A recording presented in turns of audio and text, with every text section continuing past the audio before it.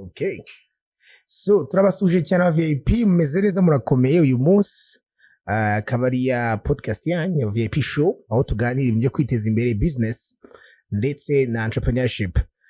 Nkuko bisanzwe ndi kubona Kelly tukaba tuzaganira uyu munsi topic idasanzwe Kelly. Uyu munsi nibaza ko abantu benshi badukurikirana n'abantu bari aspiring entrepreneurs, n'abantu bafite ibitekerezo ama projects, ibintu bashaka gukora bitandukanye, bashaka gutangira ama business yabo, bashaka kuba entrepreneurs, ariko buri munsi ikibazo kibi kingora bahise nihe umuntu akura igishoro cyangwa se funding cyangwa se amafaranga yashora mu mushinga we. Uyu munsi ke turaza kubaganiriza neza hano bakora amafaranga uko bayabona mu Rwanda, muri East Africa n'ahandi. Siko bimeze ra? Niko bimeze. Amafaranga yarabuze. Buriya reka ntago abantu bose bashobora kuvugira ikintu rimwe ngo bavuga ati byagenze gutya amafaranga yarabuze barimo barakina. Aba ari byo buriya amafaranga yarabuze. Hari akantu nabonye k'umukuru w'igihugu w'i Burundi avuga ngo abantu babura amafaranga y'ibirayi ugenda bifite ngo muri stock. Uri gute wabura amafaranga y'ibirayi ugiye ufite ibirayi n'ibishyimbo muri stock ngo byinshi cyane. Ahati mu papara yani magambo urumva kuri bamwe amafaranga yarabuze abandi bafite stock. Ariko muri make icyo tuzaganira uyu munsi ese ni izihe resources cyangwa se ni izihe sources za funding ku mu entrepreneur wese uradukurikirana yakuramwe amafaranga. Navuga yuko nkawe w'umu entrepreneur, nkawe umuntu ukiri muto cyangwa se umuntu ufite umushinga, umuntu ufite iyo project urashaka gukora, hari uburyo butatu bwa capital bukwemo ibyo bintu byose narimaze kuvuga. So bwa mbere ni equity capital. So navuga ngo ibyo ni ibintu bisanzwe aho ushaka umushoramari cyangwa se company runaka cyangwa se venture capital firm igafata ama shares, igafata equity muri company yawe ikaguha amafaranga. Ubundi buryo no kuba wafata ideni, ukaba wajya kuri banki ikaguha ideni, hanyuma ukazagenda ugishyura uko business yawe igenda ikura. Hanyuma uburyo bwa nyuma of course akaba ari uburyo bwa narimvuze ideni, narimvuze equity. Navuga no kuba wabona grant.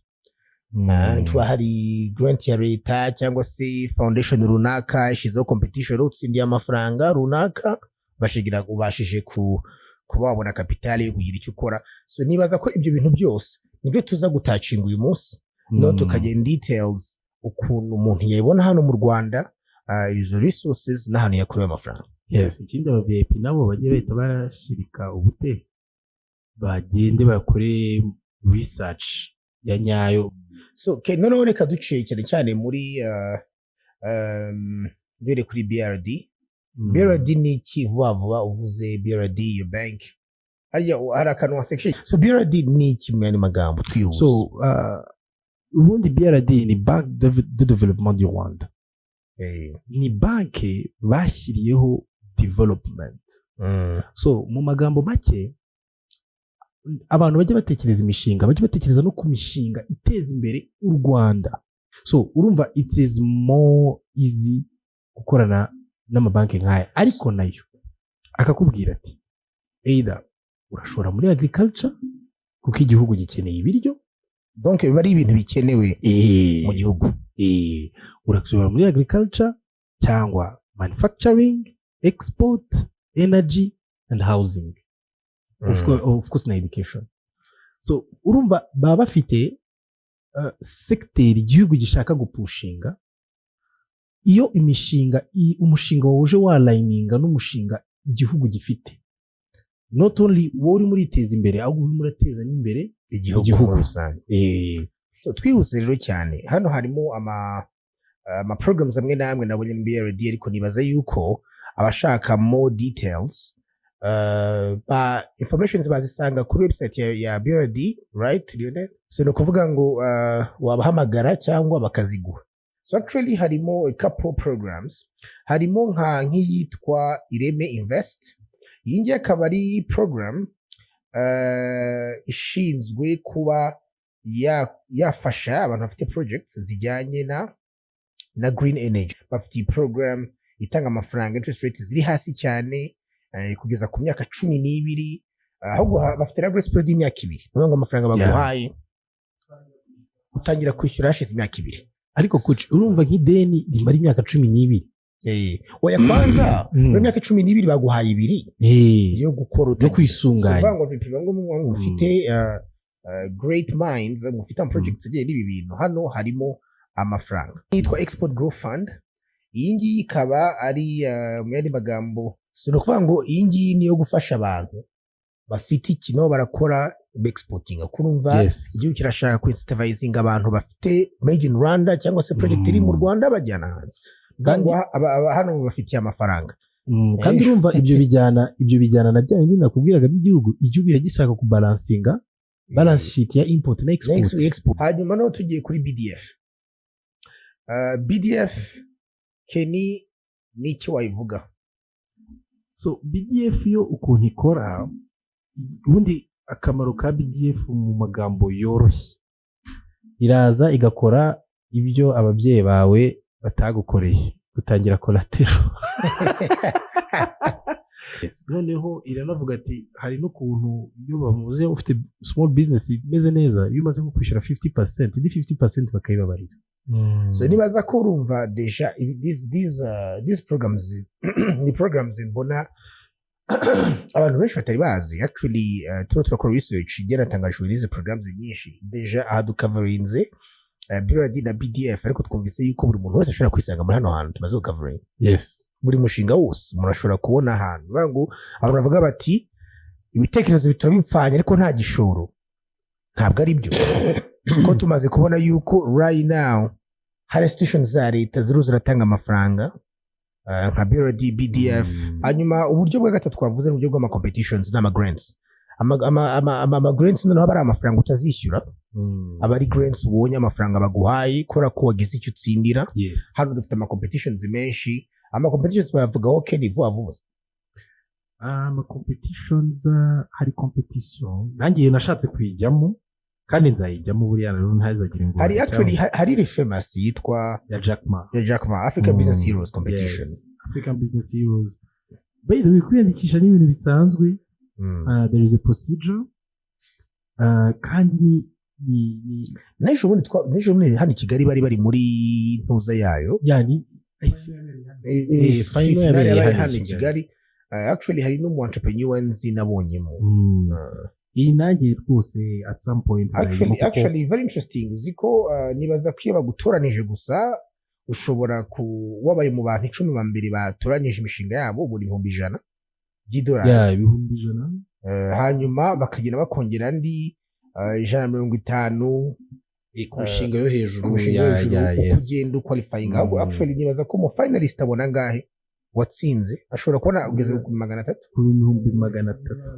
$300 kandi n'amafaranga ntibayaguha nk'ideni barayaguha ni gitangaza barayaguha umukire Jack Ma bagutaye hanyuma kandi not only that n'abantu benshi ikiza no cya programs nk'aya ngaya ntibaguha amafaranga gusa aho gusanga ugiye no muri program ugenda ubona n'ama connections y'abandi ba entrepreneurs n'aba mentors muri industry ya runaka bashobora kugenda bagufasha afite ikintu gikomeye icyo kintu gikomeye hari indi very interesting yitwa Tony Ilomelu Foundation iyi ngiyo ni ibihumbi bingahe $5 by'idolari ni $5 iyi ngiyi iroroshye cyane kubona ufite utu business dutoya kuko ntabwo basaba ibintu byinshi niyo ufite idea gusa urandika bagatora umuntu arapurayinga hano no problem indi mu kwa mbere afungura amalike kwiyandikisha nuko kwa mbere mbere ko kurangira Abavip murumva vraiment iyi no kwiyandikisha as soon as you can Instagram yabo muri kwa mbere barafungura okay hakaba rero yindi yitwa Imali Agribusiness iyi ngiyi nibaza ko ari ibintu bya agriculture iyi nayo ni ibintu bya agriculture iterwa inkunga na Imbuto Foundation bazajya bakwita kuri website z'Imbuto Foundation bazamenya igihe iba buri mwaka bazamenya igihe nayo izagiraho kandi nayo bagwa amafaranga agera ku $10 abantu cyane bari mu ntara yitwa Youth Connect. Ni Youth Connect Award, ni grant, ni competition itangira mu turere. Right. Ku turere bagahinga imishinga yo ku turere bakazagira ubwo bagera ku rwego rw'igihugu, n'ubanga abantu bari mu ntara basaba amakuru ku turere bakaba bamenya ibyo zibera bafite imishinga, kandi ifata imishinga yose muri sector zose za economy. Ase ko mbona amafaranga ari menshi. Amafaranga arahari. So nibaza ko right now nibaza ko dutacinze kuri ahantu umuntu ashobora gukura amafaranga afite umushinga mwiza mu Rwanda kabisa. Urumva dutacinze kuri BRD back development ya government itanga ayo ma loans ari ku mafaranga make. Dutacinze kuri BDF ta programs meza nayo. Tuvuze ko ari ama competitions atanga ama grants, amafaranga y'ubuntu na some mentorship. Hanyuma ku bindi dushobora kuvuga gatoya ni also ama incubators y'ama business n'ama accelerators ahantu nka No Skin. Abantu bari bakurikirana bari muri isi cyane entrepreneurship barabizi, n'ahantu abantu nigeze kuhajya ndumirwa. Hari abantu bafite imishinga myinshi, ariko icyo bakora abo utanze umushinga ukaba mwiza, nibaza ko baguha office ukoreramo for free, hanyuma ukabasha no kuba exposed ku ba investors n'aba entrepreneurs baca hariyo. Umunsi nagiye vraiment nahuye n'abantu bafite imishinga myinshi babahakorera. Yes. Kandi urumva n'abantu baza n'ahantu nyine nabyita ngo niho hantu heza, kuko ndurabizi abantu bajya bavuga ngo abagabo bahurira mu kabari. Hari abantu bafite business iriho bahurira ariko kabare kabo. Vraiment abantu babahanga muri Kigali nabonye No Skin. I think it's muri tech kabisa. Bajyayo bafite ama programme y'ukuntu iyo wabonye umushinga wari mwiza bagufasha ugahura n'aba investors, kandi aba investors bari international. Ushobora guhura n'aba investors bafite amafaranga menshi ya umushinga batabura amafaranga. Actually ama accelerators n'amantuza n'ama incubators ni beza cyane ku buryo iyo urebye ukuntu bura ni connection muri business, ni connection. Hari igihe ureba umuntu ugasanga bafite umushinga, ariko umushinga vraiment wawumva ugasanga uraburamo ibintu byinshi. So niyo mpamvu gara ama incubators nk'ari ari byiza ko uragira gufasha ku maturinga, kwandika business plan yawe neza, kuza n'abantu. So I think abantu bafite take and stuff nibaza ko kuvuga ngo barebye uko bagana No Skin. It's also one of the things.